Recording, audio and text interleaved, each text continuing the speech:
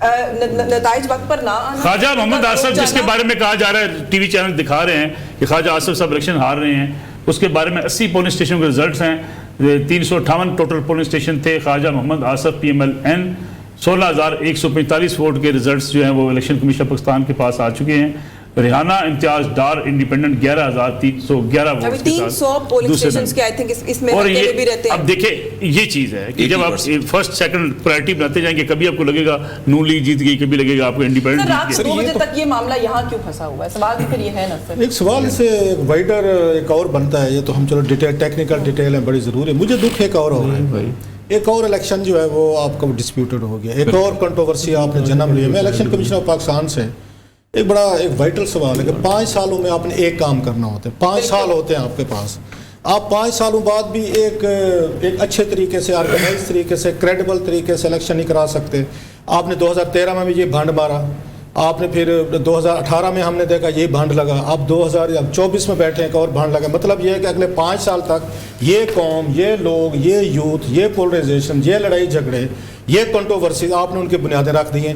اب آپ کا 10 گھنٹے ہو گئے. کوئی بھی دنیا کا میرا خیال ہے کوئی شہر ہو, کوئی ملک ہو, اب جتنا بڑا بھی ہو, آپ مطلب 10 گھنٹے میں آپ اب تک, کیونکہ ہم دیہاتی لوگ ہمیں پتہ ہے رات کے 3-4 آپ کو 2-4 اس میں 2-4 گھنٹوں بعد آپ رزلٹ کمپائل ہونا شروع ہو جاتے ہیں.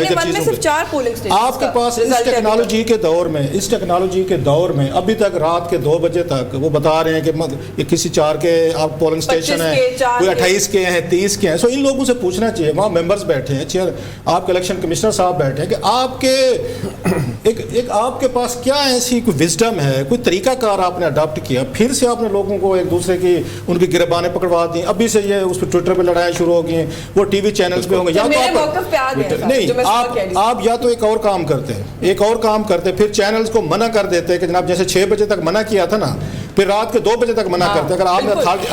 اگر آپ کی اتھارٹی چینلز نے ہم لوگوں نے 6 بجے تک مانی ہوئی تھی تو رات کے 2 بجے تک بھی مان سکتے تھے. اس کے بعد اگلی چیز جو ہے وہ ہے کریڈیبلٹی, کہ آپ کی بات لوگ کیوں نہیں سن رہے. جو الیکشن کمیشن آف پاکستان کو اس وقت سمجھنی چاہیے, سوچنی چاہیے کہ آپ کے دیے ہوئے ریزلٹ جو ہیں وہ کوئی سننے کو تیار نہیں. ویب سائٹ انہوں نے جا کے ڈھونڈی ہے, حالانکہ ان کو چاہیے تھا الیکشن کمیشن کو. آج کے دور میں ٹویٹر پہ آپ نلائق ہیں تھوڑے سے, اس لیے نہیں ملی, ان کو مل گئی. آج کے دور میں آپ کو الیکشن کمیشن کو اپنے اس پہ ٹویٹر ہینڈل پہ ان کو تو دھڑا دھڑ ایک حلقے کے, تاکہ لوگ دوسرے وہاں سے جو غیر آپ کو سرکاری غیر حتمی نتیجے میں دے رہا ہوں, آپ دے رہے, نجم دے رہے, تو لوگ ان کو چھوڑ کے آپ کو فالو کرتے ہیں.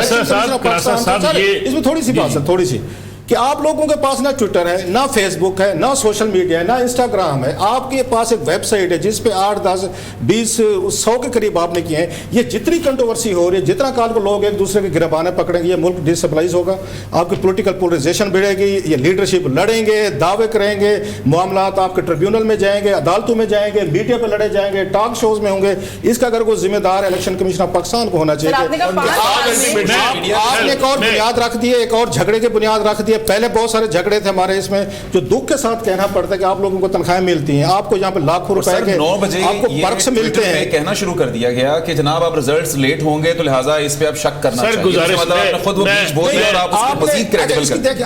آپ اس کا ٹرینڈ دیکھیں, پچھلے دفعہ 2018 میں یہ کچھ ہوا تھا, رات کے 2 بجے ریزلٹ آنا روک گئے تھے. آپ روک رہے ہیں, آپ کو کوئی نہ کوئی ایکسپلینیشن دینی چاہیے. کوئی ٹویٹر آپ کے پاس ہے, چھوڑیں یار, یہ سارا نیریٹو جو اس وقت بنا ہوا ہے یہ سارے کے سارے ٹویٹر پہ بنا ہوا ہے, اور election commission of Pakistan Twitter پہ موجود ہی نہیں ہے. آپ کو کوئی موجود نہیں ہے. اسی چیزوں کے ساتھ اس ایکسپلینیشن کے بعد اس کام نہیں کر رہے. دیکھیں اس وقت ہمیں ٹویٹر پہ سب سے زیادہ فالو کیا جانا چاہیے تھا, ان کی ویب سائٹ کو, ان کے تو اپنا چینل ہونا چاہیے تھا, ٹی وی چینل ہونا چاہیے تھا. یہ وہاں پہ بیٹھ کے 5 سال آپ کے پاس ہو, وہ سب پی ٹی وی کو چھوڑیں, دنیا بھر میں جو پارلیمنٹ ہے ان کے اپنے وہ ہیں, ان کے چینلز ہیں, ٹی وی اسٹیشن ہے, ریڈیو اسٹیشن ہے.